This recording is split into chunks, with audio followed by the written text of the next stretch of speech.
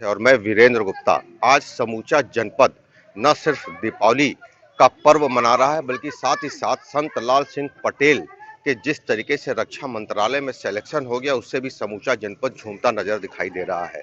हमारे साथ संत लाल जी मौजूद हैं। सर, आपका बहुत बहुत स्वागत है टीवी जी 100 सर, में। सर, बहुत बहुत इतनी बड़ी उपलब्धि जनपदवासी आपको देख रहे हैं, सुन रहे हैं, कैसे संभव हो पाया? और आप अपना परिचय भी दें हमारे दर्शकों को। जी सर, सर्वप्रथम मैं आपको धन्यवाद देना चाहूँगा मुझे इस मंच पर स्थान देने के लिए।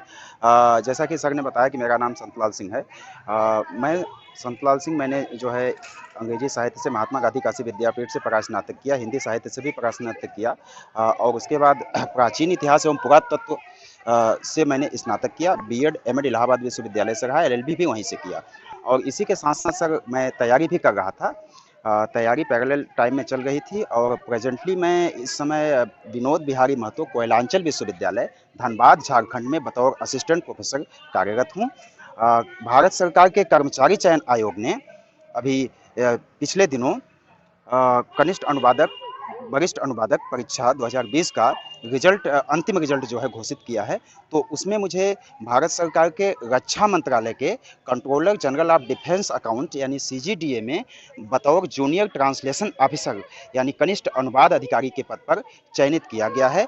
मैं इस पूरी सफलता का श्रेय अपने माता पिता के आशीर्वाद, गुरुजनों के आशीर्वाद, मित्रों के सहयोग, परिवारजनों को और सभी शुभचिंतकों को देना चाहूँगा। मैंने जैसा कि आपने सर कहा कि मैंने यह लक्ष्य कैसे हासिल किया, तो देखिए सर, लक्ष्य हासिल करने के लिए व्यक्ति को धैर्य के साथ और परिश्रम के साथ लगना पड़ता है। कहा गया कि वह पथ क्या पथिक कुशलता क्या, बिखरे जिसमें बहुसूल न हो, नाविक की धैर्य परीक्षा क्या, जब धार आए प्रतिकूल न हो। तो मैंने लगातार इसके लिए मेहनत किया, स्टडी मैंने जारी रखी और साथ में असिस्टेंट प्रोफेसर में सरकारी पद पर ही भी जो है उसके लिए कोशिश करता रहा। और ईश्वर की कृपा से जो है मेरा इस पद पर चयन हुआ है। परिवार वालों में बहुत ही हर्ष है सर इस सफल उपलब्धि को लेकर के। सिर्फ परिवार वालों में नहीं सर, पूरा जनपद इस बात को लेकर हर्षित है जी सर, कि किसी व्यक्ति को, किसी छात्र को एक चीज में सफलता पाने के लिए जहां एड़ी चोटी करना पड़ता है, आपने जीवन के कई क्षेत्रों में सफलता पाई है। बहुत धन्यवाद आप सर। तमाम ऐसे छात्रों को, छात्राओं को क्या संदेश देना चाहेंगे?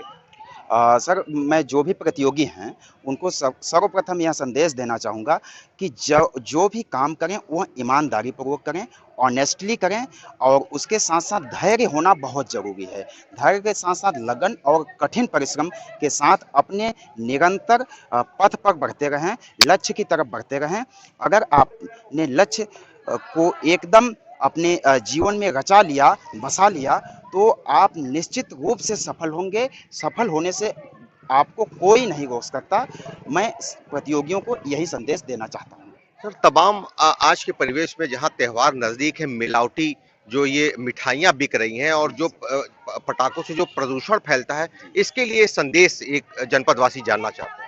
देखिए सर, सर्वप्रथम दो बातें आपने कही जैसा कि मैं समझ पा रहा हूँ। नंबर वन जो है दीपावली पे जो बनावटी या मिलावटी मिठाइयाँ बिक रही हैं, इन पर जो है दूसरा इन्वायरमेंटल पॉल्यूशन, पर्यावरण प्रदूषण की आपने बात की। तो मैं पहले बिंदु संख्या एक पर बोलना चाहूँगा कि देखिए, मुझे लगता है कि चाहे कोई कारोबारी हो और चाहे कोई कॉन्फेक्शनर हो, कुछ भी कोई भी व्यक्ति हो, चाहे वो मिठाई ही हो या कोई भी खाद्य पदार्थ हो जिसको हम मानव ग्रहण करते हैं, उसमें कतई मिलावट नहीं करनी चाहिए और वही चीज जो है दूसरों को परोसना चाहिए, पब्लिक को परोसना चाहिए, जो हम खुद के घर के सदस्यों को खिला सकें। अगर हम खुद के घर के सदस्यों को वह चीज़ नहीं खिला सकते हैं, तो हमें उसे बेचने का कोई अधिकार नहीं है। अगर हम उससे बेचते हैं तो इससे लोगों का स्वास्थ्य खराब होता है और बहुत ही हम जो है अपने पैसे के साथ साथ देश के साथ बहुत बड़ा अन्याय कर रहे हैं और यह कतई समीचीन नहीं है। बिंदु संख्या दो पर जैसा कि आपने कहा कि पर्यावरण प्रदूषण, देखिए प्रदूषण के तो कई प्रकार हैं, चाहे वाटर पॉल्यूशन हो, चाहे सॉयल पॉल्यूशन हो और चाहे इन्वायरमेंटल पॉल्यूशन हो। तो जो ये प्रदूषण फैल रहे हैं, इन प्रदूषणों से मानव स्वास्थ्य पर घातक प्रभाव ही नहीं वरन इस चराचर जगत पर बहुत ही घातक प्रभाव पड़ रहा है। एवं यदि ऐसा ही चलता रहा तो ये प्रदूषण एक दिन मानव अस्तित्व को खतरे में डाल देगा।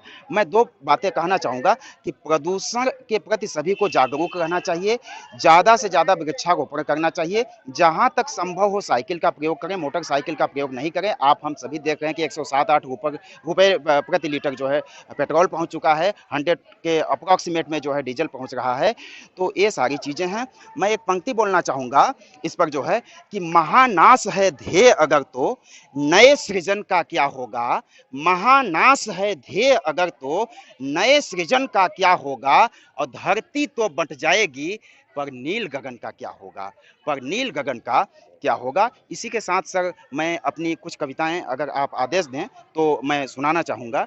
मैं अपनी कविता की चंद पंक्तियां बोलता हूँ जो है, मुलाहिजा फरमाएंगे कि कराहता दर्द से, जी हाँ, कराहता दर्द से मुझे हर एक शहर मिला, कराहता दर्द से मुझे शहर दर शहर मिला, और दवा की दुकान पे जब गया जहर मिला, और जो था भरा बहादुरी से पूरे जीवन भर, मौके पर वो कांपता थर थर मिला, और सातों समंदर पार जिसे मैं छोड़ आया था वो सुबह मेरे घर के अंदर मिला, और पहाड़ा 20